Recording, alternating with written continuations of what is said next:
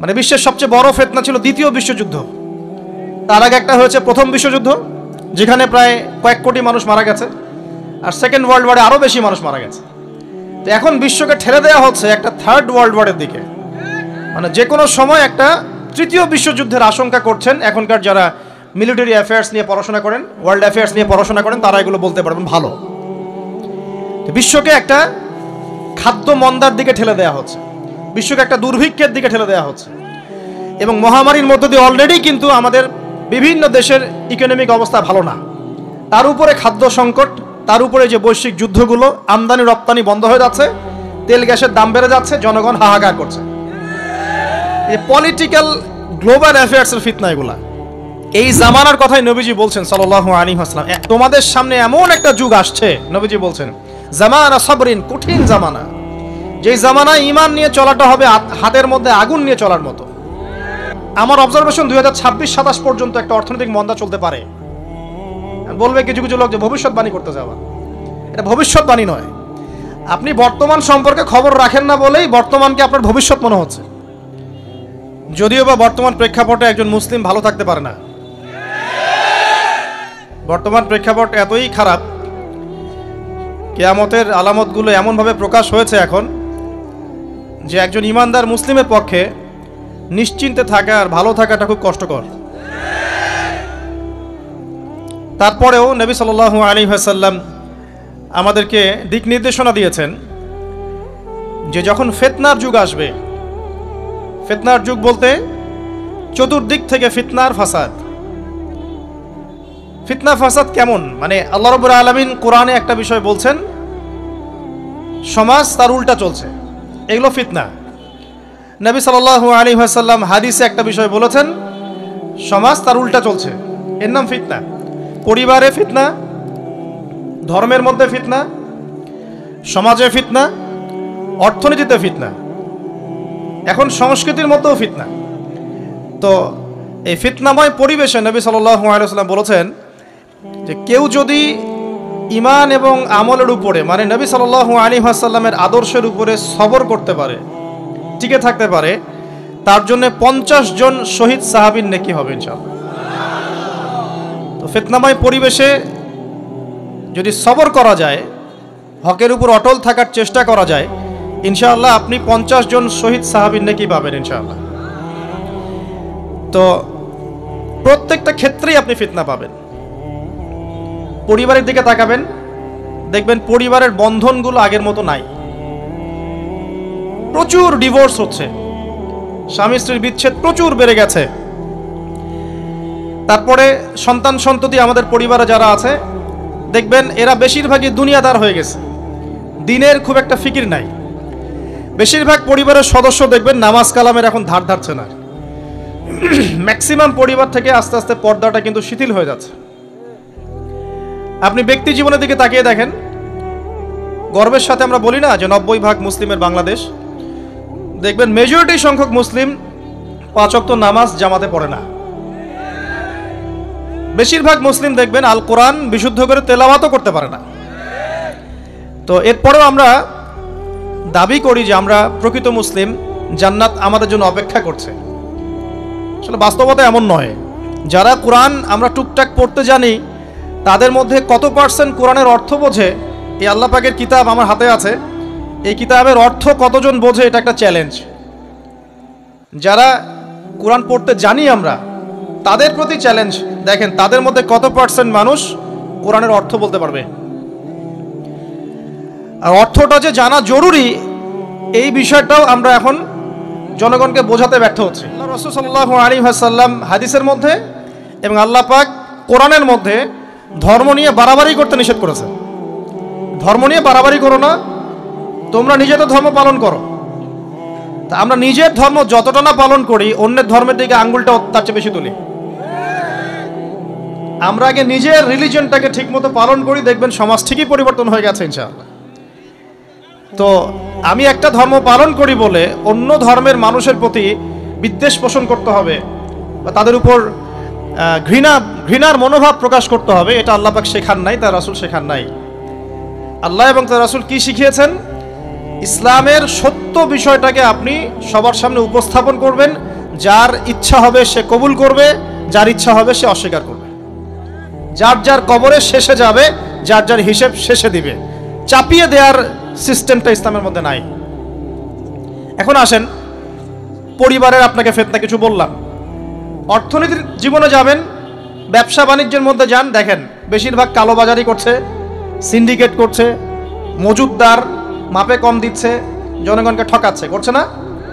Economical ফিতনা। তারপরে আপনি আরো দেখবেন ইকোনমিক সেক্টরে রিবা ভর্তি, সুদ। সুদ রিবা মানে কি? সুদ, রিবা দিয়ে ভর্তি। ঘুষ ছাড়া কাজ হচ্ছে না, ঠিক আছে? অন্যের সম্পদ আত্মসাৎ না করলে আমাদের পেটের ভাত হজম হচ্ছে না। ওই যে দুর্নীতি বলেন, ঘুষ বলেন, রিবা বা সুদ বলেন, হ্যাঁ, তারপরে কালো বাজারি বলেন, কালো টাকা সাদা করার টেন্ডেন্সি বলেন, পাচার বলেন, সবগুলো অর্থনৈতিক ফিতনা। এগুলো হচ্ছে কি? অর্থনৈতিক ফিতনা। আর বিশ্বের ফিতনা তো পরে, ওটা তো বলার অপেক্ষা রাখে না। মানে বিশ্বের সবচেয়ে বড় ফিতনা ছিল দ্বিতীয় বিশ্বযুদ্ধ। তার আগে একটা হয়েছে প্রথম বিশ্বযুদ্ধ, যেখানে প্রায় কয়েক কোটি মানুষ মারা গেছে। আর সেকেন্ড ওয়ার্ল্ড ওয়ারে আরও বেশি মানুষ মারা গেছে। তো এখন বিশ্বকে ঠেলে দেওয়া হচ্ছে একটা থার্ড ওয়ার্ল্ড ওয়ারের দিকে। মানে যে কোনো সময় একটা তৃতীয় বিশ্বযুদ্ধের আশঙ্কা করছেন এখনকার যারা মিলিটারি অ্যাফেয়ার্স নিয়ে পড়াশোনা করেন, ওয়ার্ল্ড অ্যাফেয়ার্স নিয়ে পড়াশোনা করেন, তারা এগুলো বলতে পারবেন ভালো। বিশ্বকে একটা খাদ্য মন্দার দিকে ঠেলে দেওয়া হচ্ছে, বিশ্বকে একটা দুর্ভিক্ষের দিকে ঠেলে দেওয়া হচ্ছে। এবং মহামারীর মধ্য দিয়ে অলরেডি কিন্তু আমাদের বিভিন্ন দেশের ইকোনমিক অবস্থা ভালো না।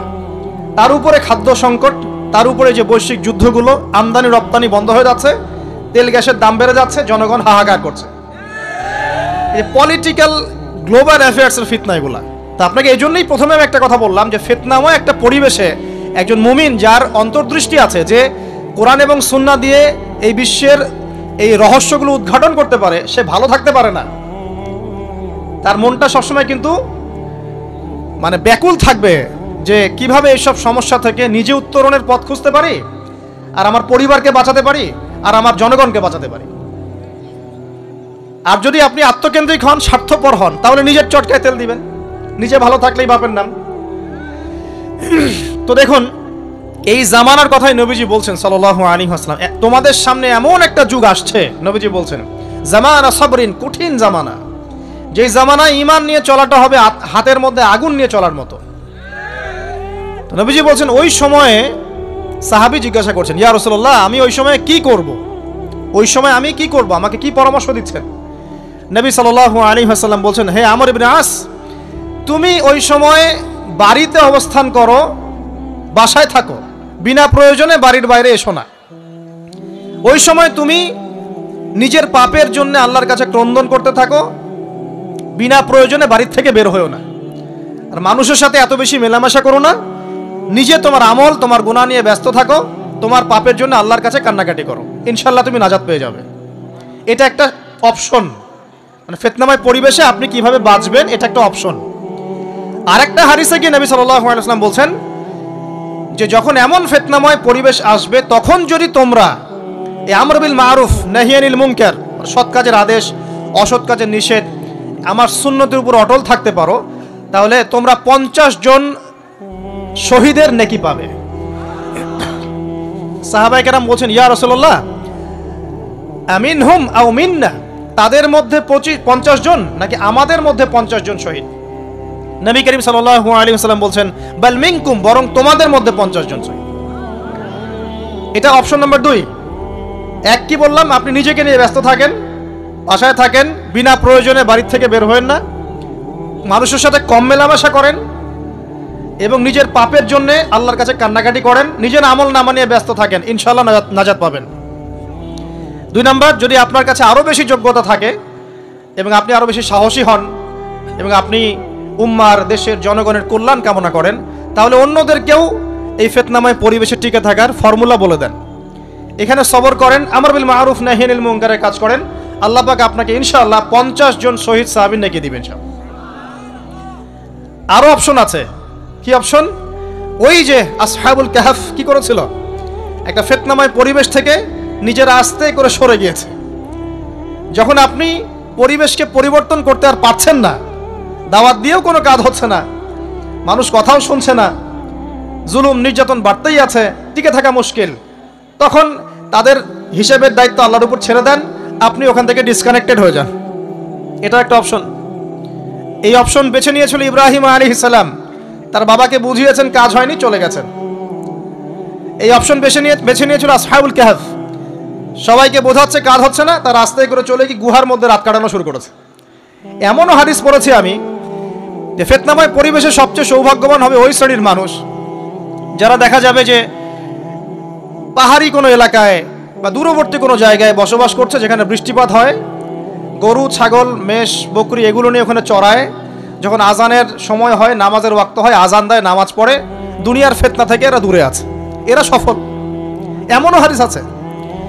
হয়তো আপনার কাছে মনে হচ্ছে না এখন ওই যুগ আসে নাই, কিন্তু আমি আপনাকে বলে দেই যে কোরআন এবং সুন্নাহর চোখ দিয়ে যদি আপনি দেখতে শেখেন এবং বর্তমান বিশ্বের প্রেক্ষাপটটা অ্যানালাইসিস করার যোগ্যতা আপনি অর্জন করেন কোরআন সুন্নাহর চোখ দিয়ে, আপনি বুঝতে পারবেন সেই সময় অনেক আগেই চলে এসেছিল। এখন ফিতনা এবং ফাসাদময় এই পরিবেশে আমরা কি করতে পারি, ছোট স্কেলে, বড় স্কেলে না, ছোট স্কেলে। আমি আজকে বড় বিষয় নিয়ে কথা বলতে আসি নাই, কারণ আমি চিন্তা করলাম যে আসলে প্রথমে যদি ব্যক্তিকেন্দ্রিক বিষয়টা ঠিক না হয়, বড় বিষয় আলোচনা করে কোনো লাভ নাই। আগে ব্যক্তি যদি ঠিক না হয়, বড় বিষয় আলোচনা করে আসলে কোনো লাভ নাই, আপনারা বুঝবেনও না, মাথার উপর দিয়ে চলে যাবে। এখন গ্লোবাল অ্যাফেয়ার্স নিয়ে কথা বলে খুব একটা ফায়দা নাই আপনাদের। এখন ইকোনমিক পুরো এই সুদভিত্তিক সিস্টেম আপনি চেঞ্জ করতে পারবেন না, এবং পুরো যে তাগুতি ব্যবস্থা আপনি চেঞ্জ করতে পারবেন না। আপনি কি করতে পারবেন? আপনি নিজেকে পরিবর্তন করতে পারবেন, আপনার পরিবারকে পরিবর্তন করতে পারবেন। এতটুকু আপনার পক্ষে এখন পর্যন্ত সহজ, ঠিক না? ঠিক কথা। এটা আপনি এখন করতে পারবেন। তো এটার ফর্মুলা কি? ফর্মুলা ঘাটতে গিয়ে আল্লাহ পাক আমার মাথার মধ্যে একটা হাদিস নিয়ে এসে দিলেন। কারণ আমি বিশ্বাস করি যে আপনারা বলছেন মৌলানা আল্লামা, আমি আসলে এমন কিছু নই। এই কথাগুলো আসলে আমার সাথে যায় না। আমি নিতান্তই একজন ছোট মানুষ এবং তালেবে ইলম, জ্ঞানের পথের পথযাত্রী। আর আমি তালেবে ইলম হয়ে থাকতে চাই। আমি মুফতি নই, আমি মুহাদ্দিস, মুফাসসির বা এই যে শব্দগুলো আপনারা বলছেন, এমন কিছুই নয়। আসলে কিয়ামতের মাঠে আমি জান্নাতে যেতে পারবো কিনা আমি নিজেই জানি না। যখন কোনো মানুষ নিজেকে অনেক বড় মনে করা শুরু করবে, বুঝে নেবেন সেই ইবলিসের আনুগত্য করা শুরু করেছে আর কি। কারণ ইবলিস বলেছিল আবা ওয়াস্তাকবারা, আমি খলাকতানি মিন নার ওয়া খলাকতাহু মিন তিন, আমাকে সৃষ্টি করেছেন আগুন দিয়ে, আদমকে সৃষ্টি করেছেন মাটি দিয়ে, আমি কেন আদমকে সিজদা করতে যাব? তো এটা ইবলিসের চরিত্র, আবা ওয়াস্তাকবার, সে উদ্ধত হয় এবং অহংকার প্রদর্শন করে। তো আমি মনে করি যে আমি কিছু বলি না, আল্লাহ রাব্বুল আলামিন আমাকে বলার তৌফিক দেন মাত্র, আলহামদুলিল্লাহ। তা আমার মাথায় একটা হাদিস আসছে, সকাল থেকে ঘুরছে। সেটা হচ্ছে, দেখুন, বারা ইবনে আযিব রাদিয়াল্লাহু আনহু থেকে বর্ণিত হাদিসটা আসছে এবং হাদিসটা বিশুদ্ধ। এখান থেকে আমি মূল আলোচনা যাচ্ছি যে একদিন আনসার মানুষদের মধ্যে, আনসার কারা? আমাদের আনসার বাহিনী। আনসার কারা? যারা মুহাজির সাহাবীদেরকে আশ্রয় দিয়েছিল মদিনায়, তাদেরকে কি বলা হয়? আনসার। তাহলে শব্দটা সুন্দর না? তাহলে আমাদের বাহিনীর নামটাও সুন্দর, মাশাআল্লাহ। তো আনসার সাহাবীদের মধ্যে একজন ইন্তেকাল করেছেন, ইন্না লিল্লাহি ওয়া ইন্না ইলাইহি রাজিউন। এখন তাকে দাফন করা হচ্ছে, আর নবী সাল্লাল্লাহু আলাইহি ওয়াসাল্লাম কবরের পাশে চুপ করে বসে পড়লেন।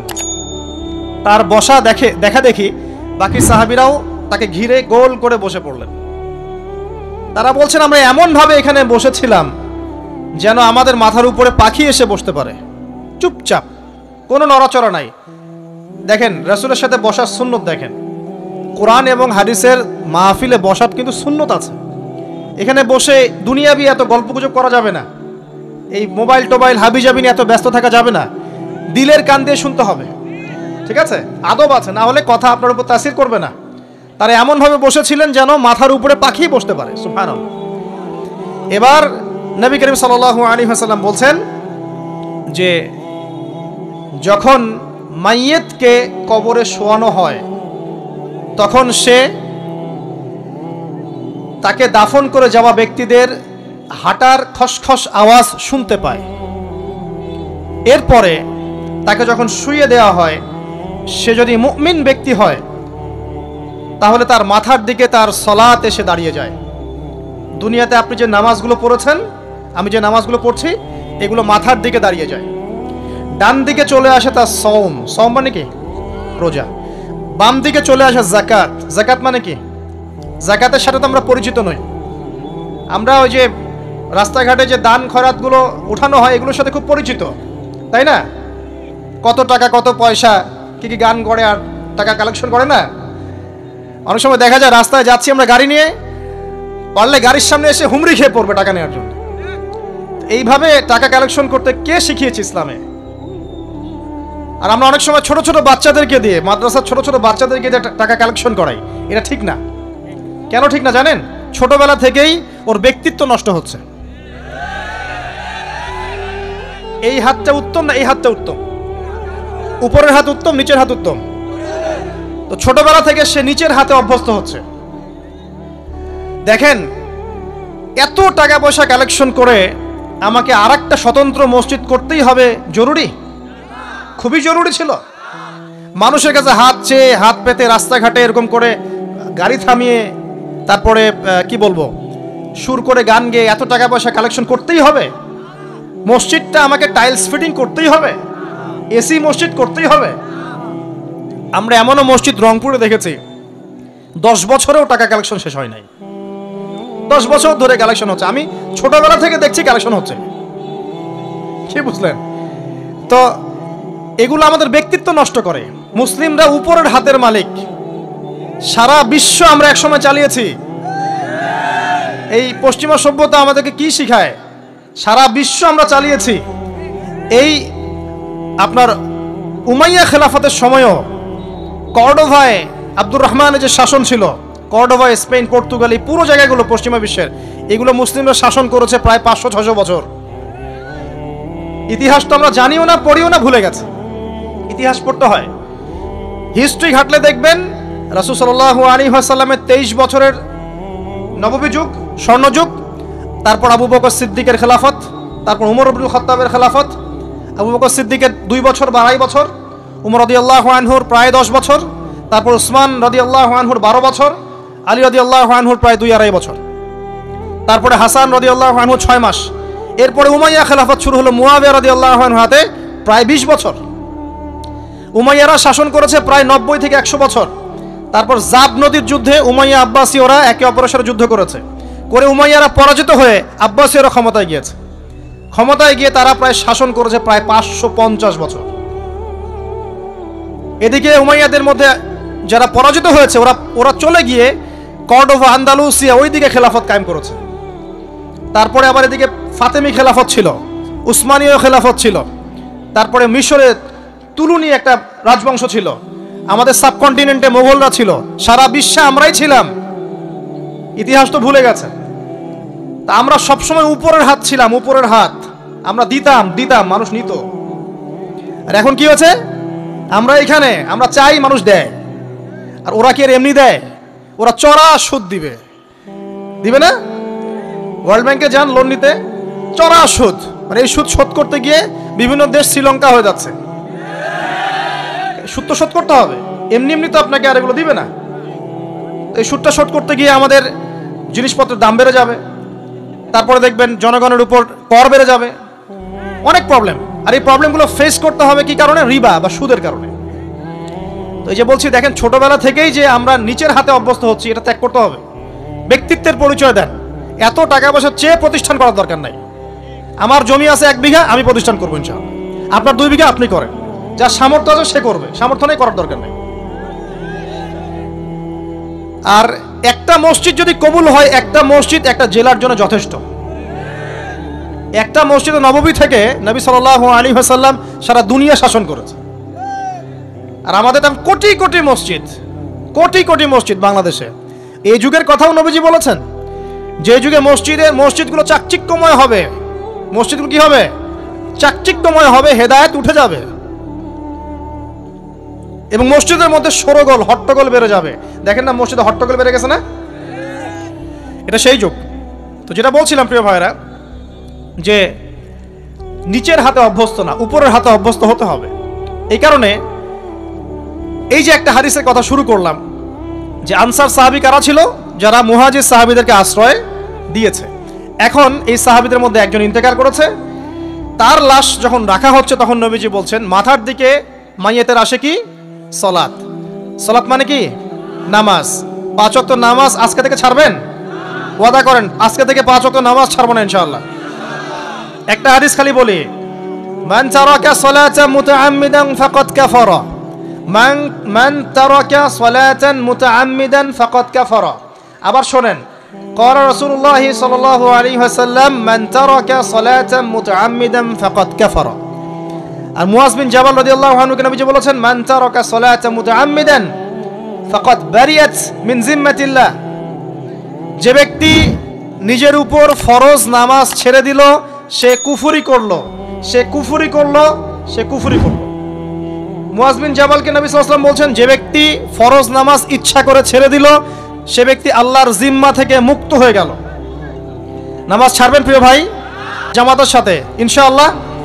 আল্লাহ আমাকে তৌফিক দেখ, আপনাদের সবাইকে তৌফিক দান করুন, আমিন। জামাত যদি না পান একা পড়ে নেবেন, ঠিক আছে? যদি ঘুমিয়ে থাকেন ঘুম থেকে উঠে পড়বেন, ভুলে গেছেন যখন মনে হবে তখন পড়বেন। ওযু করার পানি নাই, কি করবেন? তায়াম্মুম করবেন। তায়াম্মুমেরও কিছু নাই, আপনার কোনো কাপড়ই নাই, সতর ঢাকার কোনো কাপড়ই নাই, কি করবেন? বসে বসে নামাজ পড়বেন ওই অবস্থাতেই। এটা কোনো মাফ নাই, মানে আপনার ওযু করার কোনো পানি নাই, তায়াম্মুমের কিছুই নাই, কাপড়ও নাই সতরে, তখনও নগ্ন হয়ে বসেই নামাজ পড়তে হবে, মাফ নাই। যখন শোয়ানো হবে মাথার দিকে কি থাকবে? সালাত।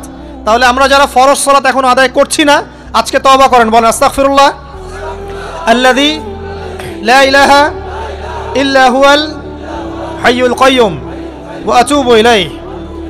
হে আল্লাহ আমরা তওবা করছি, সারা জীবনে যত নামাজ পড়ি নাই এই সমস্ত নামাজ না পড়ার পাপ থেকে তোমার কাছে তওবা করছি। ঠিক আছে?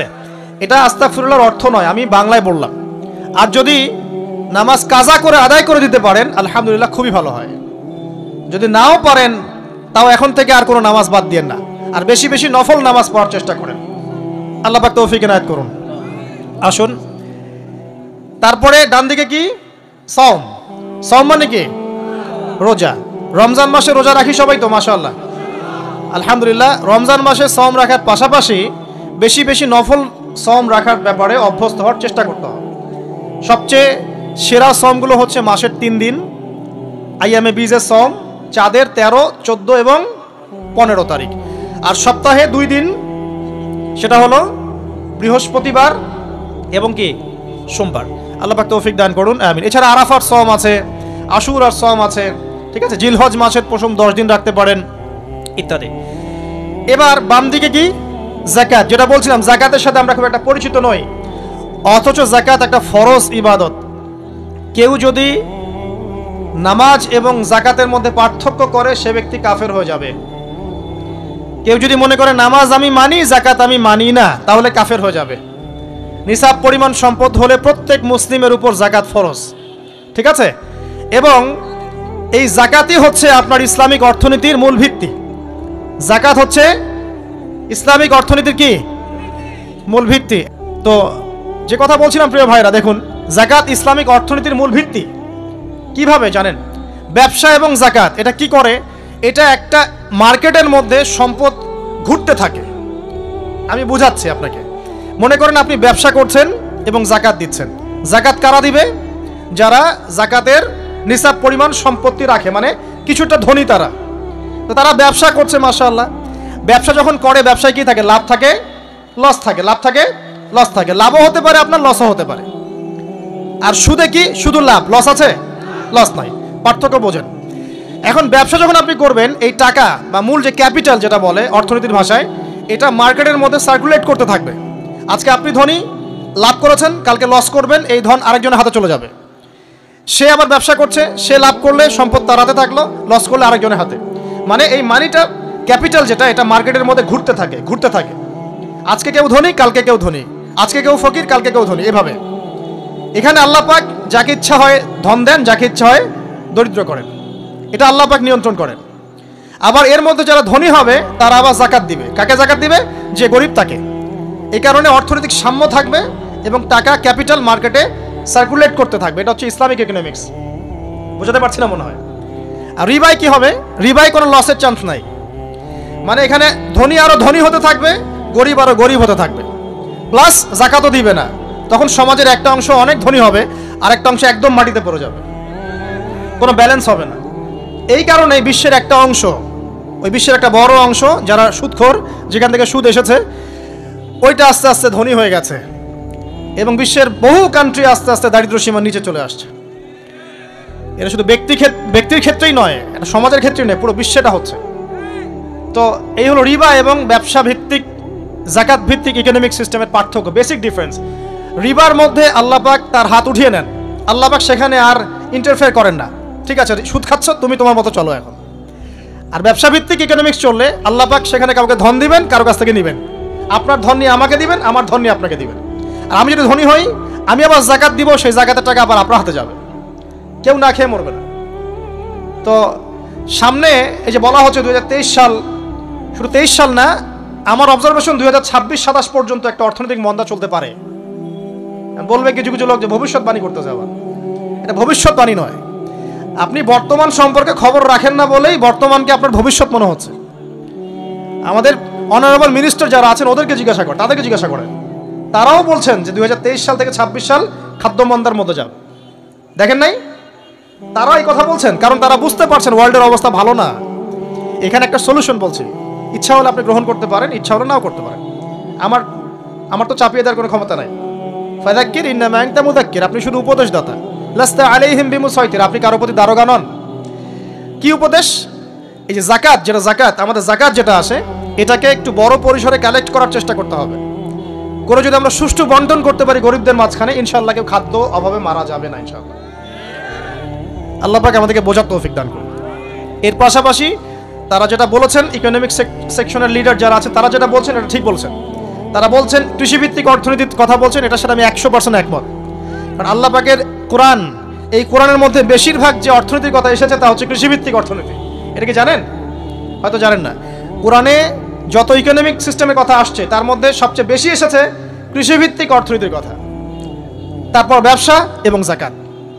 অতএব তারা ঠিকই বলেছেন, দেশের যারা ইকোনমিক সেকশনে গবেষণা করছেন তারা ঠিক কথাই বলেছেন যে কৃষিভিত্তিক অর্থনীতি হচ্ছে আমাদের অর্থনৈতিক মন্দা দূর করার অন্যতম উপায়। ঠিক বলেছেন, আমি একমত। তো জাকাত যেটা কথা বলছিলাম, বাম দিকে জাকাত আসবে, তো জাকাত আমরা দিব তো ইনশাল্লাহ ভাই। যাদের শোনেন, বাংলাদেশে এমন অনেক শিল্পপতি আছে যাদের একজনের জাকাতের টাকা দিয়ে একটা গ্রাম চলতে পারে। আর জাকাতের টাকা কিন্তু শুধু এক বছরে আসবে না, প্রতি বছরেই ঘুরে ঘুরে আসবে। মনে করেন যে আপনাদের এলাকার মধ্যে অনেক বিত্তশালী আছেন, আমি দোয়া করি মন থেকে আল্লাহ পাক বিত্তশালীদের অন্তরটাকে নরম করে দিক এবং ওসমান রাদিয়াল্লাহু আনহুর মতো দানশীল করে দিক। আমরা দোয়া করি, আমরা কারো খারাপ চাবো, সবার জন্য হেদায়েতের দোয়া করব। টাকা থাকতে তো সমস্যা নাই, কিন্তু টাকা থেকে যদি উসমান রাদিয়াল্লাহু আনহু হতে না পারলাম তাহলে সমস্যা। টাকা থাকতে কোনো সমস্যা নাই, ধন আপনাকে আল্লাহ দিতেই পারেন। এই ধনটাকে উসমান গনি রাদিয়াল্লাহু আনহুর মতো আল্লাহর পথে বিতরণ করে দেন, ইনশাআল্লাহ আল্লাহ পাক আপনাকে জান্নাতুল ফেরদৌস দান করবেন ইনশাআল্লাহ। তো অনুরোধ থাকবে, দেখেন আপনারা যদি একটা এলাকার জাকাত কালেক্ট করতে পারেন, মনে করেন কথার কথা এখানে কিছু মেয়ে আছে যারা খারাপ পথে পা বাড়িয়েছে, আমার কথা বুঝতে পারছেন? আচ্ছা, এরকম পল্লী অনেক জায়গায় আছে না? এক বছরের জাকাতের টাকা দিয়ে সমস্ত যৌনপল্লীর মেয়েদেরকে কাজ দেওয়া সম্ভব, কর্মে আনা সম্ভব। ওদেরকে কাজের ব্যবস্থা করে দেন, ওরা কাজ করবে না ইনশাআল্লাহ। কোনো মেয়ে এই কাজ করতে চায় না, আমার মতে কোনো মেয়ে চায় না যে ইজ্জত বিক্রি করে খাবো, কোনো মেয়ে চাবে? কখনো চাবে না। ওকে আপনি ভালো কাজের ব্যবস্থা করে দেন এই জাকাতের টাকা দিয়ে, দেখবেন ইনশাআল্লাহ সে খারাপ পথ ছেড়ে দিয়েছে। অনেক দেখবেন দরিদ্র মানুষ আছে যে পড়াশোনা করার কোনো সুযোগ নাই, টাকা পয়সা নাই, পড়াশোনা করতে চায় কিন্তু টাকা পয়সা নাই, দিনের জ্ঞান অর্জন করতে চায়, দেশকে কিছু দিতে চায়, টাকা নাই। তাকে আমরা হেল্প করতে পারি না? পারি। অনেক মানুষ আছে মাদক দ্রব্য বিক্রি করছে, তাকে বুঝান, দিনের হেদায়েত দেন যে ভাই আমি তোমাকে আরো ভালো চাকরি দিব, ভালো ব্যবসা দিব, তুমি ছাড়বা কিনা? বলবো আমি ছেড়ে দেবো ইনশাআল্লাহ। বুঝালে ছেড়ে দেবে ইনশাআল্লাহ। এই যে মেগা প্রজেক্ট যেটা কথা বলি আমরা, আত্মোন্নয়নমূলক বলেন, যুব উন্নয়নমূলক বলেন, বা কান্ট্রি ডেভেলপমেন্টের কথা বলেন, এখানে জাকাত একটা বড় শক্তি হতে পারে। তবে এটাকে সুষ্ঠুভাবে কালেক্ট করতে হবে এবং জাকাতের যে 8টা খাত আছে এই খাতগুলোতে সুষ্ঠুভাবে বন্টন করতে হবে। অমুসলিমদেরকেও জাকাত দেওয়া যায়, জানেন? অমুসলিম যদি কেউ থাকে, দরিদ্র, তাকেও জাকাত দিয়ে সহযোগিতা করা যায়। আমরা সহযোগিতা করি না বলেই তো যে পশ্চিম থেকে লোকজন এসে সহযোগিতা করে খ্রিস্টান বানাচ্ছে এখন সবাইকে। আরো বাড়বে দিন দিন, দেখেন আমরা তো সহযোগিতা করছি না। আপনার পাশে আপনার প্রতিবেশী না খেয়ে মারা যাচ্ছে, আপনি যাচ্ছেন না, এখন তো অন্য কেউ এসে যদি সাপোর্ট করে ও তো তার দলেই ভিড়বে, তখন স্বাভাবিক। এটাই হচ্ছে এখন। আল্লাহ বোঝার তৌফিক দান করুক আমাদেরকে। বাম দিকে মাইয়াতের থাকবে কি ভাই? যাকাত। তারপরে পায়ের দিকে চলে আসবে তার আত্মীয়তার সম্পর্ক রক্ষার ইবাদত, তার এই যে অন্যান্য দান সদকা, তার নফল আমল, তার তাসবিহ তাহলিল, তার কোরআন তেলাওয়াত ইত্যাদি পায়ের দিকে চলে আসবে। এখানে একটা হাদিস এসেছে, সূরাতুল মুলক যে ব্যক্তি রাতের বেলা তেলাওয়াত করবে, কোন সূরা ভাই? তাবারাকাল্লাযী বিয়াদিহিল মুলক ওয়া হুয়া আলা কুল্লি শাইইন কাদির। এই সূরা যে ব্যক্তি রাতের বেলা করে তেলাওয়াত করবে, ইনশাআল্লাহ সূরা মুলক কবরে তার সাথে থাকবে এবং কবর আযাব থেকে সূরা মুলক তাকে বাঁচাবে ইনশাআল্লাহ। আমি বুঝাচ্ছি যে কি অবস্থাটা হবে। এবার দুজন ফেরেশতা মাথার দিক থেকে আসবেন, আসতে চাইবেন, সালাত বলবে এখান দিয়ে আসা যাবে না, এদিক দিয়ে আসা যাবে না। ডান দিক দিয়ে আসতে চাইবেন, এদিক দিয়ে আসা যাবে না। বাম দিক দিয়ে আসতে চাইবেন, যাকাত বলবে এদিক দিয়ে আসা যাবে না। পায়ের দিক দিয়ে আসতে চাইবেন, আমলগুলো বলবে এদিক দিয়ে আসা যাবে না। তখন যাই হোক তারা আসবেন। এটা তাদের এটা কথা কি? এটা কথাটা হচ্ছে যে সালাতের গুরুত্ব, মানে সে সালাত আদায় করেছে, সে আমার হক আদায় করেছে, আমি তার পক্ষে আছি, এটা পক্ষে বোঝাচ্ছে। রোজা বলবে আমি ওর পক্ষে আছি, তাকে আপনি কোনো শাস্তি দিবেন না, আমি তার পক্ষে আছি। আপনারা দুজন তাকে শাস্তি দিবেন না, আমি যাকাত তার পক্ষে আছি, এটা পক্ষে থাকার কথা। তারপরেও তারা আসবেন, চোখগুলো হবে নীল এবং কালো বর্ণ, নীলাভ চোখের, কালো। মুনকার নাকি উঠে বসিয়ে দেওয়া হবে। এবার তিনটা প্রশ্ন। প্রথমে প্রশ্ন হচ্ছে কি, মান রব্বুক, তোমার রবকে? তখন মুমিন বান্দা বুক ফুলিয়ে বলবে রব্বি আল্লাহ, আমার রবকে আল্লাহ। পৃথিবীতে যে ব্যক্তি আল্লাহর সাথে শিরিক করে নাই, আল্লাহর তাওহীদের উপর থেকেছে এবং তার উপরে মৃত্যুবরণ করেছে, ইনশাআল্লাহ সে ব্যক্তি এর উত্তর নির্দ্বিধায় দিতে পারবে ইনশাআল্লাহ। আর দুনিয়াতে যে বা যারাই আল্লাহর সাথে শিরিক করবে, আল্লাহর সাথে শিরকের পাপে লিপ্ত হবে, ওই অবস্থায় মারা যাবে, তাওহীদের উপর থাকবে না, কোশ্চিন কালেও মান রব্বুক উত্তর দিতে পারবে না। তারপরে প্রশ্ন হয়ে যাবে মা দিনুক, তোমার দিন কি ছিল? মুমিন বান্দা উত্তর দিবে কি, দিন ইয়াল ইসলাম, আমার দিন ছিল ইসলাম। এখানে শুনে রাখেন, পৃথিবীতে যারা ইসলামকে পরিপূর্ণ রূপে পালন করবে তারাই এই উত্তর দিতে পারবে ইনশাআল্লাহ। যারা ইসলামকে ঠাট্টা বিদ্রুপের হাসি তামাশার পাত্র বানিয়েছে, মন চাইলে কিছু করি, মন চাইলে কিছু করি না, সহজগুলো একটু আমল করি, বাকি কিছুর আমল ধারি না, হ্যাঁ নামাজ পড়ি, সুদ ছাড়তে পারি না, ঠিক আছে, বছর বছর ওমরা করি, এদিকে ঘুষ দুর্নীতি ছাড়তে পারি না, ইসলামকে ঠাট্টা তামাশার পাত্র বানিয়েছে, এরা কোশ্চিন কালে উত্তর দিতে পারবে না মা দিনুক, দিনে উদখুলু ফিস সিলমি কাফা, পরিপূর্ণরূপে ইসলামে প্রবেশ করতে বলেছেন আল্লাহ রাব্বুল আলামিন। যারা পরিপূর্ণরূপে ইসলামে প্রবেশ করবে এবং ইসলামের প্রতিটা মৌলিক বিধান মেনে চলবে, ইনশাআল্লাহ তারা এর উত্তর দিতে পারবে।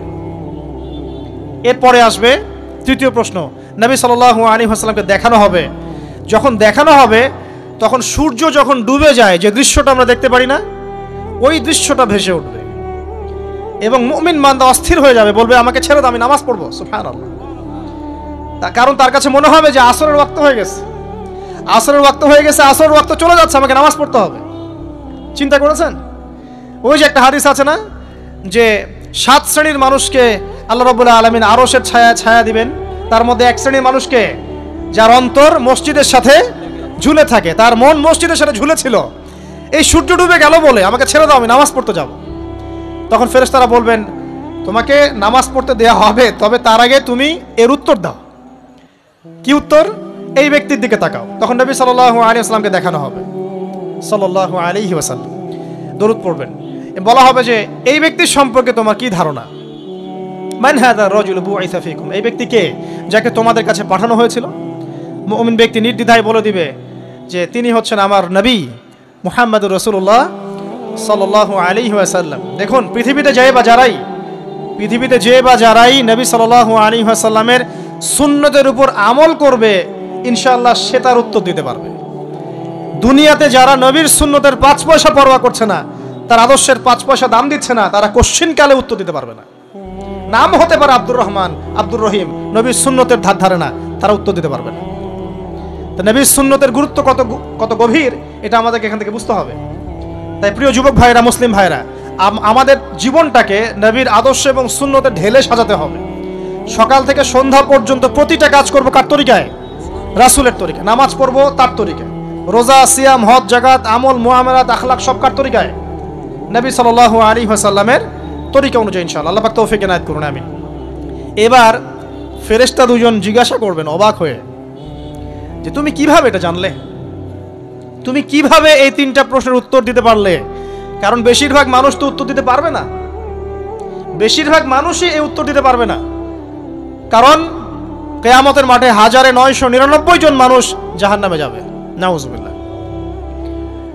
তো এটা কঠিন পরীক্ষা। আল্লাহ রাসূল সাল্লাল্লাহু আলাইহি ওয়াসাল্লাম বলেছেন যে নিশ্চয়ই তোমাদেরকে এখানে পরীক্ষায় ফেলা হবে, আর তোমরা যদি এই পরীক্ষা জেনে তোমাদের মৃতদেরকে দাফন করা থেকে বিরত না থাকতে, তাহলে আমি তোমাদেরকে শুনিয়ে দিতাম কবরে কেমন পরীক্ষা হয়। মানে যদি আমরা শুনতে পারতাম যে কবরে কেমন পরীক্ষা হয়, আমরা ভয়ে আমাদের মৃতদেরকে দাফন পর্যন্ত করতাম না। এটা নবীজি বলছেন সাল্লাল্লাহু আলাইহি ওয়াসাল্লাম। তাকে জিজ্ঞাসা করা হবে যে তুমি কিভাবে জানলে এটা? বেশিরভাগ মানুষ তো পারে না উত্তর দিতে। তখন সেই ব্যক্তি বলে বসবে, সেই ব্যক্তি বলবে যে করাতু কিতাব আল্লাহ, আমি আল্লাহর কিতাব এই কোরআন পড়েছি। মুমিন বলবে আমি আল্লাহর কোরআন পড়েছি, ফাআমানতু বিহি, আমি এর উপর ঈমান এনেছিলাম, ওয়া সাদ্দাকতু, এবং সত্যায়ন করেছিলাম। সুবহানাল্লাহ। অতএব দুনিয়াতে যারা দ্বীনের জ্ঞান অর্জন করছে না, কোরআন পড়ছে না, হাদিস পড়ছে না, পড়াশোনার চেষ্টা করছে না, জানার চেষ্টা করছে না, কবরে পাওয়ার পর ডিফিকাল্ট আছে। এটা একটা অন্যতম প্রশ্ন। আমরা কিন্তু মনে করি তিনটা প্রশ্ন হচ্ছে, আসলে প্রশ্ন হচ্ছে কয়টা? 4টা। তিনটার পরে আরো একটা এক্সট্রা। কিভাবে জানলে? তখন উত্তর দিচ্ছে আমি আল্লাহর কিতাব পড়েছি, ঈমান এনেছি, সত্যায়ন করেছি। সুবহানাল্লাহ। নবী সাল্লাল্লাহু আলাইহি ওয়াসাল্লাম হাদিসের পরের অংশে বলছেন যে যখন কাফের বান্দাকে উঠানো হবে, তখন ডানেও কিছু নাই, বামেও কিছু নাই, সামনে পিছনে কিচ্ছু নাই। মাথার দিক থেকে ফেরেশতারা চলে আসবেন, উঠিয়ে বসানো হবে, প্রশ্ন করা হবে কে তোমার রব? একটাই উত্তর, লা আদরি, আমি জানি না। নাউজুবিল্লাহ। কি তোমার দিন? লা আদরি, আমি জানি না। এই যে আল্লাহর তো খবর নাই, আল্লাহ পাকের বিধান মেনে চলার কোনো খবরই নাই, পরোয়াই নাই। সে জানবে কিভাবে ইসলাম কি জিনিস? সে জানবে কিভাবে আল্লাহ কি জিনিস? ও তো আল্লাহকে চিনেই না। দিব্যি বলে বেড়াচ্ছে মহাবিশ্ব সৃষ্টি হয়েছে বিগ ব্যাং থেকে, আল্লাহ বলে কেউ নাই। মানুষ সৃষ্টি হয়েছে বান্দর থেকে, নাউজুবিল্লাহ। ওই যে ডারউইনের মতবাদ, কি দ্য থিওরি অফ এভলিউশন নাকি? হ্যাঁ, তাই তো মনে হয়। অনেকদিন আগে পড়ছি ভাই, ভুলে গেছি। তো যাই হোক, মানুষ তো আল্লাহকে চিনছে না। এখনো মানুষ মনে করছে যে আল্লাহ বলতে কেউ নাই, এবং এই মুক্ত চিন্তার নামে, বাক স্বাধীনতার নামে নাস্তিকতার যে চর্চাটা বেড়েছে বাংলায়, এটা আশঙ্কাজনক। বড় বড় বিশ্ববিদ্যালয় থেকে পড়ে আসছে, অনেক সময় দেখলাম বড় বিশ্ববিদ্যালয়ের প্রফেসর, সে বলছে যে মহাবিশ্ব বিগ ব্যাং দিয়ে সৃষ্টি হয়েছে, সৃষ্টিকর্তা নাই এখানে কোনো। তো মুসলিম বিজ্ঞানীর একটা কথা বলতেন যে মানুষ বিজ্ঞান সম্পর্কে অল্প জানলে নাস্তিক হয়ে যায়, আর অনেক গভীর জ্ঞান অর্জন করলে আল্লাহর কাছে আত্মসমর্পণ করে। খেয়াল করে দেখবেন ডক্টর, ইঞ্জিনিয়ার যারা বড় বড় লেভেলে চলে গেছেন, অনেক সিনিয়র, তারা কিন্তু বেশিরভাগ নামাজি দেখবেন, নামাজ পড়ে, দান সদকা করে, সমাজ কল্যাণমূলক কাজ করে। তারা কিন্তু রোগীর সেবা করতে গেলেও বলে যে নামাজ পড়িয়েন, রোজা রাখিয়েন, তারা কিন্তু বলে। অনেক ডক্টর আমি দেখেছি এমন, যারা যত বেশি গবেষণা করে তারা তত বেশি আস্তিক হয়ে যায়, আর টুটাফাটা গবেষণা করলে নাস্তিক হয়ে যাবে। কত প্রশ্ন, ইসলামের এটা কেন, ওইটা কেন, ইসলামে বহুবিবাহ কেন, হ্যাঁ, ইসলামে কি পর্দার বিধান কেন, তারপর ইসলামে এত রেস্ট্রিকশনস, এত বাইন্ডিংস কেন, হ্যাঁ, স্বাধীনতা নাই কেন, কত প্রশ্ন। ইসলামের এগেনস্টে কত তীর এখন ছোড়া হচ্ছে। তো এই ব্যক্তি কেমন করে উত্তর দিবে যে মাহাদিনুক, তোমার দিন কি? আল্লাহর দিকে কত প্রশ্ন ছোড়া হচ্ছে, কত শিরকের পাপ আমরা করছি, অনেক সময় মুসলিম হয়েও শিরকের পাপ করছি। কিভাবে উত্তর দিবে? মান রব্বুক। 3 নাম্বার প্রশ্ন যখন করা হবে, এই ব্যক্তিকে দেখো দেখি, সে বলবে যে আমি জানি না এই ব্যক্তিকে, তবে শুনেছিলাম, মানুষের মুখে শুনেছিলাম, মানুষ যা বলতো আমি তাই বলতাম। মানে সে রাসূল সাল্লাল্লাহু আলাইহি ওয়াসাল্লামের নাম শুনেছিল হয়তোবা, কিন্তু তার সুন্নত বা আদর্শ কখনো মেনে চলে নাই, পারলো না। এবার জান্নাতি ব্যক্তি হলে কি হতো? ওই যে সূর্য ডুবছিল যেখানে, তার দৃষ্টির সীমা পর্যন্ত কবরকে প্রশস্ত করে দেয়া হতো, এবং জান্নাতের একটা দরজা তার কবরে খুলে দেয়া হতো। এটা কিভাবে করা হবে সেটা আল্লাহ পাক জানেন, এটার ব্যাখ্যা করার জ্ঞান আল্লাহ আমাদেরকে দেন নাই। যেই মানুষের ক্ষুদ্র জ্ঞানে মানুষ ব্যাকটেরিয়া ভাইরাস নিয়ে গবেষণা করতে হিমশিম খেয়ে যায়, সে মহাবিশ্বের স্রষ্টা নিয়ে কিভাবে গবেষণা করবে? আল্লাহ পাকের অসীম জ্ঞানের সামনে আমার জ্ঞান কি? খুবই ক্ষুদ্র। একটা হাদিস এসেছে বুখারী শরীফের মধ্যে যে একটা মহাসমুদ্রের মধ্যে যদি একটা পাখি এক ফোঁটা পানি উঠিয়ে নিয়ে যায়, ওই এক ফোঁটা পানি হচ্ছে মহাবিশ্বের জ্ঞান, আর বাকি পুরো মহাসাগর হচ্ছে আল্লাহ পাকের জ্ঞান। তো আমরা এই ক্ষুদ্র জ্ঞানের মানুষ হয়ে আল্লাহর জ্ঞানকে কেমন করে পেনিট্রেট করতে পারি? তো আল্লাহ পাক জান্নাতের দরজাগুলো খুলে দিবেন, একটা দরজা খুলে দিবেন, সেখান থেকে বাতাস আসবে, সে জান্নাতের নাজ নেয়ামত উপভোগ করতে থাকবে এবং তার রূহটাকে সবুজ রঙের পাখির আকৃতিতে জান্নাতে রেখে দেওয়া হবে। ইল্লিন মানে ওখানে জান্নাতের নেয়ামত সে পাবে। এটাকে বলা হয় দারুল বারজাখ বা বারজাখের জীবন। জীবন অনেকগুলো, একটা ছিল রুহের জগৎ। রুহের জগতে আমরা সবাই ছিলাম।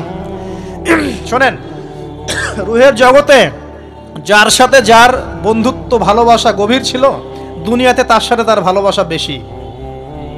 এটা হয়তো জানেন না, জানতেন হাদিসটা? রুহের জগতে যদি কখনো আপনার সাথে আমার দেখা হয়ে থাকে, দুনিয়াতে আপনার সাথে আমার দেখা হবে ইনশাআল্লাহ। রুহের জগতে যদি আপনার আমার মধ্যে ঘনিষ্ঠ ভালোবাসা থেকে থাকে, এখানেও ভালোবাসা হয়ে যাবে ইনশাআল্লাহ। এটা বলে আমি আবার তোমাদের বয়ফ্রেন্ড গার্লফ্রেন্ড ভালোবাসা বুঝাই নাই, ওই ভালোবাসার কথা বলি নাই। আবার রুহের জগতে বিদ্বেষ, এখানেও দেখবেন বিদ্বেষ। ওটা একটা জগৎ ছিল যেখানে আল্লাহ পাক সমস্ত আদম সন্তানকে সৃষ্টি করে তাদের রুহটাকে রেখেছিলেন এবং ওয়াদা নিয়েছেন। কি ওয়াদা? আল্লাহ পাক বলেছিলেন আলাস্তু বিরব্বিকুম, সূরা আরাফের 182 নম্বর আয়াত পড়ে দেখবেন, 182 নম্বর আয়াত। আল্লাহ পাক বলেছিলেন যে আমি ওয়াদা নিয়েছিলাম, আলাস্তু বিরব্বিকুম, আমি কি তোমাদের রব নই? আমরা সবাই বলেছিলাম বেলা ইয়া রব্বি, অবশ্যই আপনি আমাদের রব। দুনিয়াতে এসে আমরা ভুলে গেছি। এই ভুলে যাওয়াটা মনে করায় দেওয়ার জন্যই আল্লাহ পাক আসমানে কিতাব নাজিল করেন, নবী রাসূল পাঠান, আমাদের কান পর্যন্ত ইসলামের দাওয়াত পৌঁছে দেন, যাতে আমরা মনে করতে পারি। এবার আসেন রুহের জগতের পর আসলাম এই যে দুনিয়ার জগৎ, দারুদ দুনিয়া। দুনিয়ার মধ্যে আছি হয়তো 50, 60, 70, 100 বছর হাইয়েস্ট। এরপর যাবে দারুল বারজাখ, বারজাখের জগৎ। পাপী ব্যক্তি হলে জাহান্নামের দরজা খুলে দেওয়া হবে আর জাহান্নামের সে আযাব ভোগ করতে থাকবে, এবং পুণ্যবান ব্যক্তি হলে জান্নাতের দরজা খুলে দেওয়া হবে এবং এর নাজ নেয়ামত সে ভোগ করতে থাকবে। তখন তাকে বলা হবে এটা জান্নাতের সেই জায়গা যেখানে তুমি থাকবে। এটা দেখার সাথে সাথে, শোনার সাথে সাথে তার যে খুশি উৎফুল্লতা আরো অনেক বেড়ে যাবে এবং সে কি করবে জানেন? সে পৃথিবীতে ফিরে আসতে চাইবে। সে বলবে আমাকে আমার পরিবারবর্গকে জানাতে দেন, আমাকে আমার পরিবারবর্গকে জানাতে দেন যে আমি ভালো আছি। তখন ফেরেশতারা তাকে বলবেন যে এটা সম্ভব না, তোমার এবং তাদের মাঝে দারুল বারজাখ আছে, তুমি এটা ভেদ করে যেতে পারবে না। তখন তার আত্মাটাকে ইল্লিনে দেওয়া হবে, একটা সবুজ পাখির আকৃতিতে জান্নাতে ঘুরে বেড়াবে ইনশাআল্লাহ। আর যদি জাহান্নামী হয় তাহলে যে বললাম দরজা খুলে যাবে, জাহান্নামের মর্মান্তিক আযাব তার দিকে আসতে থাকবে। কবর সংকুচিত হয়ে আসবে এমন ভাবে যাতে তার বাম পাজর ডান পাজরের ভিতরে এইভাবে ঢুকে যাবে, নাউযুবিল্লাহ। এবং এই আযাব চলতে থাকবে ইলা ইয়াউমি ইউবআসুন, পুনরুত্থানের দিন পর্যন্ত। এখন এই যে হাদিসটা আপনারা শুনলেন, এই হাদিসটা ব্যক্তিকেন্দ্রিক নয় কি? এখানে তিনটা বিষয় আপনাকে ফোকাস করতে হবে আমাদেরকে। এক, তাওহীদ, আল্লাহ পাকের তাওহীদ। দুই, রিসালাত, রাসূলুল্লাহ সাল্লাল্লাহু আলাইহি ওয়াসাল্লামের রিসালাত। এবং আখিরাত, পরকাল। এই তিনটা বিষয় খুব স্বল্প কথায় বলছি। দেখুন, তাওহীদ কি? আল্লাহ পাকের একত্ববাদ। এক আল্লাহকে আপনি সৃষ্টিকর্তা মানবেন, রিজিক দাতা মানবেন, পালনকর্তা মানবেন, সন্তান দাতা, ভালো মন্দের মালিক, সমস্ত কিছুর মালিককে আল্লাহ। আল্লাহ আল্লাহ আমাকে বাঁচিয়ে রেখেছেন, আল্লাহ আমাকে মৃত্যু দিবেন, আল্লাহ আমাকে রিজিক দেন, আল্লাহ আমাকে সন্তান দিবেন, আল্লাহ আমার ভালোর মালিক, আল্লাহ মন্দের মালিক, আল্লাহ সমস্ত কিছুর মালিক। এই কনসেপ্ট পরিষ্কার থাকবে, লা ইলাহা ইল্লাল্লাহ পরিষ্কার থাকবে। সমস্ত বিষয় কার পক্ষ থেকে? আল্লাহর পক্ষ থেকে। এই তাওহীদ, সংক্ষিপ্ত কথায় বললাম তাওহীদ। এর মধ্যে তিনটা ক্লাসিফিকেশন আছে, রুবুবিয়্যাত, উলুহিয়াত, আসমা ও সিফাত। এটা আপনারা কিতাবুত তাওহীদ বই থেকে পড়ে নিয়েন। সংক্ষেপে বলে দেই, রুবুবিয়্যাত আল্লাহ পাকের সমস্ত বিষয়গুলো তার দিকে সম্বন্ধ করা, সৃষ্টিকর্তা, পালনকর্তা, রিজিক দাতা সবকে আল্লাহ। উলুহিয়াত কি? দুনিয়াতে এসেছি আল্লাহ পাকেরই দাসত্ব করতে হবে, অন্য কারো দাসত্ব চলবে না, তাওহীদ উলুহিয়াত। আসমা ও সিফাত কি? আসমা সিফাত মানে হচ্ছে আল্লাহ পাকের নাম গুণাবলীগুলো আছে, আল্লাহ পাক রহমান, আল্লাহ পাক রহিম, আল্লাহ পাক রাজ্জাক, হ্যাঁ, আল্লাহ পাক গফুর, আল্লাহ পাক শদীদুল ইকাব, সমস্ত গুণাবলী কার? আল্লাহর। এই হলো আসমা ও সিফাত। আল্লাহ পাক যেমন, আল্লাহ পাক তেমন, আল্লাহ পাক নিজের মতো, কারোর সাথে তুলনীয় নন। ওয়াল্লাহু আহাদ, একক, আল্লাহুস সামাদ, তিনি অমুখাপেক্ষী, লাম ইয়ালিদ ওয়া লাম ইউলাদ, তিনি জন্ম দেননি, জন্মিতও নন, ওয়া লাম ইয়াকুল লাহু কুফুয়ান আহাদ, তার সমতুল্য আর কিছুই নাই। আল্লাহ থেকে সবকিছু হয়, এটাই হলো তাওহীদ। এখন এর অপোজিশন কি? শিরক। তাওহীদের বিরুদ্ধে গেলে কি হয়ে যাবে? শিরক। কেউ যদি মনে করে যে আল্লাহ ছাড়া কেউ আমাকে জীবন দিতে পারে, আল্লাহ ছাড়া কেউ আমাকে মারতে পারে, আল্লাহ ছাড়া কেউ আমাকে রিজিক দিতে পারে, অথবা আল্লাহ ছাড়া কেউ সন্তান দিতে পারে, আল্লাহ ছাড়া অন্য কারো কাছে কেউ যদি দোয়া করে, আল্লাহ ছাড়া অন্য কারো জন্য নজর মানত করে, আল্লাহ ছাড়া অন্য কারো নামে কসম খায়, আল্লাহর হালালকে হারাম করে দেয়, আল্লাহর হারামকে হালাল করে নেয়, ঠিক আছে? আল্লাহ থেকে শুভ অশুভ আসে না, শুভ আল্লাহর পক্ষ থেকে আসে, অশুভ শয়তানের পক্ষ থেকে আসে, এমনও যদি কেউ মনে করে, শুভ অশুভ দুটোই আল্লাহর পক্ষ থেকে আসে, কিন্তু কেউ যদি মনে করে না শুভগুলো আল্লাহর পক্ষ থেকে, অশুভগুলো শয়তানের পক্ষ থেকে, এমনও যদি মনে করে, শিরক হয়ে যাবে। মুসলিমরা চলাফেরায়, মুসলিমরা আল্লাহ ছাড়া অন্য কারো কাছে চাচ্ছে, মুসলিমরা অনেকে কবরে সেজদা করছে, মুসলিমরা অনেকেই মৃত মানুষের কাছে দোয়া করছে, হাতে বালা পরে আছেন, খোলেন না। কেন খোলেন না? ভয়ে যদি আপনার ক্ষতি হয়, শিরক। মুসলিমরা দেখবেন আগুনের সামনে মাথা নত করছে, মুসলিমরা এখন মেডিটেশন করে, ধ্যান করে, মুসলিমরা জিনকে তাবে করতেছে, অনেক সময় দেখা যায় মুসলিমরা জাদু করতেছে, জাদুবিদ্যা, কুফরি কালাম করছে না? করছে, সবই শিরক, সবই শিরক। মুসলিমরা দেখবেন আল্লাহর হালাল যেগুলো আছে এগুলোকে হারাম করে ফেলছে, আবার অনেক সময় আল্লাহর হারামগুলোকে হালাল করে নিচ্ছে। সুদ কি ভাই? এখানে ফরজ, হালাল করে নেওয়া হয়েছে। মদ কি?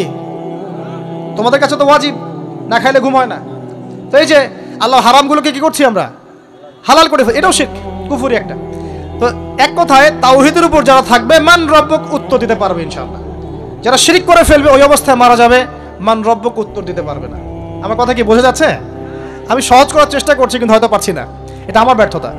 এক কথায় যদি আমরা কবরের প্রথম প্রশ্নের উত্তর দিতে চাই, তাহলে আমাদেরকে অবশ্যই তাওহীদের উপর থাকতে হবে, শিরকে যাওয়া যাবে না। প্রিয় ভাইরা, শিরকের পাপ থেকে আজকে তওবা করে ফেলবেন। আল্লাহ জেনে না জেনে জীবনে যত শিরক করেছে আল্লাহ মাফ করে দাও, আমিন। এবং আগামী দিনগুলোতে শিরকের পাপে লিপ্ত হয় না। প্রিয় ভাইরা, যদি আপনার আমল নামায় আসমান জমিন সমানও পাপ থাকে, শিরকের পাপটুকু না থাকে, আল্লাহ পাক আপনার পুরো পাপ মাফ করতে পারবেন ইনশাআল্লাহ। আল্লাহ পাক বলেছেন, মেরাজের রাতে নবী সাল্লাল্লাহু আলাইহি ওয়াসাল্লামকে আরশে আজিমের কাছে উঠিয়ে নিয়ে আল্লাহ পাক 3টা ওহী করেছেন। কয়টা ওহী? একটা ছিল 5 ওয়াক্ত নামাজ, ঠিক আছে? 2 নাম্বার হচ্ছে সূরা বাকারার শেষের 3টা আয়াত। 3 নাম্বার একটা ওয়াদা, একটা প্রতিশ্রুতি। সেটা কি? হে মুহাম্মদ সাল্লাল্লাহু আলাইহি ওয়াসাল্লাম, তোমার উম্মতের মধ্যে কেউ যদি আসমান জমিন সমান পাপ নিয়ে আমার সামনে হাজির হয়, কিন্তু আমার সাথে কাউকে শরিক না করে, শিরক না করে, তাহলে আমি আল্লাহ তার সামনে আসমান জমিন সমান ক্ষমা নিয়ে হাজির হব, মানে মাফ করে দেওয়া হবে ইনশাআল্লাহ। অতএব শিরকের পাপে যায় না, ইনশাআল্লাহ জান্নাতে যাওয়া যাবে। যে ব্যক্তি মন থেকে একবার লা ইলাহা ইল্লাল্লাহ পড়েছে, সমস্ত বিষয় আল্লাহর দিকে সুপর্দ করে, তার অন্যান্য অনেক পাপ থাকতে পারে, আল্লাহ পাক চাইলে সব পাপ মাফ করতে পারে। অতএব মান রব্বক উত্তর দিতে চাইলে শিরকের পাপে যাওয়া যাবে? যাবে না। আধুনিক শিরকের মধ্যে সবচেয়ে ভয়ঙ্করটা হচ্ছে এটা, যে আমরা আল্লাহর হালালকে হারাম করে নিচ্ছি, হারামকে আবার হালাল করে ফেলছি। এখানে যায় না। সবকিছু আল্লাহ থেকে আসে, দোয়া আল্লাহর জন্য করবেন, নামাজ আল্লাহর জন্য, সবকিছু ইবাদত আল্লাহর জন্য, দ্বীনি ইলম অর্জন আল্লাহর জন্য। প্রতিটা কাজের করার আগে নিয়াত ফিক্স করবেন, কেন করব? পরকালীন স্বার্থ থাকলে করব, না হলে করব না। কেন তুমি টিকটকে যাবা না? কারণ পরকালীন কোনো স্বার্থ নাই। কেন তুমি ফ্রি মিক্সিং অ্যাফেয়ার্সে যাবা না? কারণ পরকালীন কোনো স্বার্থ নাই। কেন মদ খাবা না? পরকালীন কোনো স্বার্থ নাই। কেন মিউজিকে যাচ্ছ না? কারণ পরকালীন কোনো স্বার্থ নাই।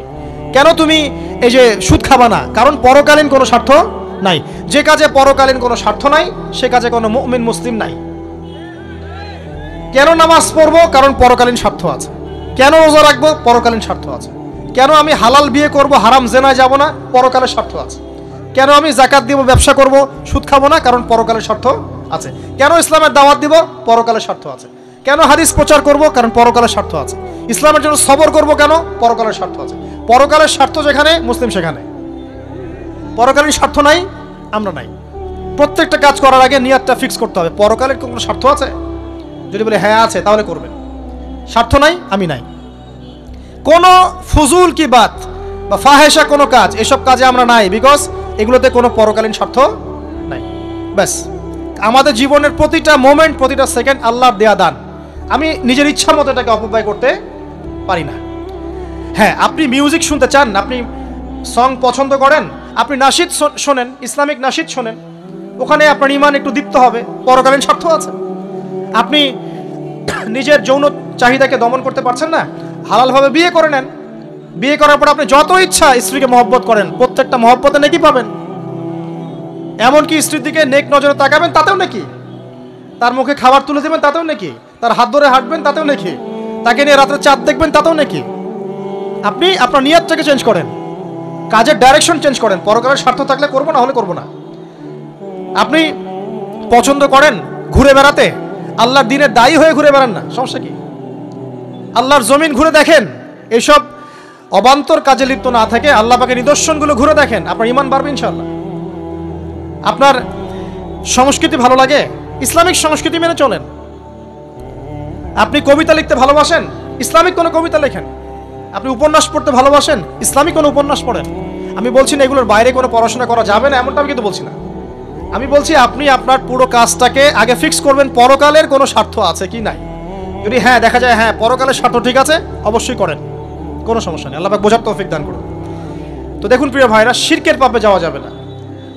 এই শিরকের পাপ না থাকলে আমল নামায় ইনশাআল্লাহ আমরা জান্নাতে যাব এবং কবরের উত্তর দিতে পারবো ইনশাআল্লাহ। মান রব্বুক, উত্তর পাস ইনশাআল্লাহ। তারপরে কি? মাদিনুক। এক কথায় ইসলামের অনেক বিধিবিধান আছে, নামাজ, কালিমা, সওম, যাকাত, হজ সব আছে। আমর বিল মারুফ, নাহি আনিল মুনকার, পিতামাতার খেদমত, প্রতিবেশীর অধিকার, স্ত্রীর অধিকার, তারপরে সন্তানদের অধিকার, যাকাত সব কিছু আছে। এখন যদি ইসলামের কিছু অংশকে মেনে নেন, কিছু অংশকে না মানেন, এটা কিন্তু কুফরি। ইসলামের কিছু অংশকে মানছেন, কিছু অংশকে মানছেন না, এটা কিন্তু কুফরি। ইসলামের পরিপূর্ণ বিধানটাকে যদি মেনে চলেন ইনশাআল্লাহ আযজা ওয়া জাল আপনি মাদিনুক উত্তর দিতে পারবেন। আপনি আমল করতে পারেন না পারেন, মনে করেন আপনি আমল করতে পারছেন না, কিন্তু আপনি আকীদা পোষণ করছেন যে হ্যাঁ ইসলামে যা আছে আমি সব কিছু মেনে চলি, কিন্তু হয়তো আমল করতে গিয়ে আমি পারছি না। আমি হয়তো নামাজ 5 ওয়াক্ত পড়তে হয়, আমি জানি, আমি মানি, কিন্তু আমার মাঝে মাঝে মিস হচ্ছে, মাঝে মাঝে আমি জামাত মিস করে ফেলছি। আপনি মানেন যে সওম রাখতে হয়, মাঝে মাঝে আপনার সওম মিস হয়ে যাচ্ছে, কিন্তু আপনি বিশ্বাস করেন যে হ্যাঁ আপনি সওম রাখতে হয়, আপনার আকীদা ঠিক আছে। আপনি যাকাত দেন নাই এতদিন, কিন্তু আকীদা রাখেন হ্যাঁ দিতে হয়, আমি সুযোগ পেলে দিয়ে দিব। এই যে কনসেপ্টটা ক্লিয়ার রাখা যায় না, ইসলামের বিধানগুলো প্রতিটা আমি মানি মন থেকে, হয়তো আমল করতে গিয়ে আমি পেরে উঠতেছি না বা হয়ে উঠছে না। ইনশাআল্লাহ একদিন না একদিন আল্লাহ পাক আপনাকে তৌফিক দিবে ইনশাআল্লাহ, আল্লাহ পাক তৌফিক দান করুক। কিন্তু কনসেপ্ট যদি ক্লিয়ার না থাকে যে আমি কিছু অংশ মানি, কিছু অংশ মানি না, এটা ইসলাম হলো না। উদখুলু ফিস সিলমি কাফা, পরিপূর্ণরূপে ইসলামে প্রবেশ করেন। দিনী বোন অনেকে আছে পর্দা হয়তো করতে পারছে না, কিন্তু মনে করে, বিশ্বাস করে যে পর্দা করতে হয়, এটা ফরজ। ইনশাআল্লাহ আল্লাহ চাইলে ওকে একদিন তৌফিক দিবে ইনশাআল্লাহ।